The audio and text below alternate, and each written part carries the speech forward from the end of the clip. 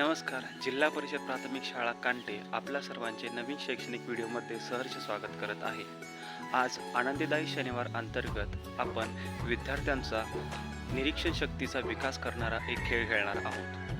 खेळाचे नाव आहे ओळखू आणि शोधू कोण लपवतंय.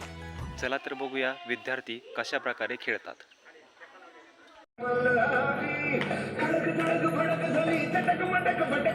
दुश्मन की देखो जो फट लावली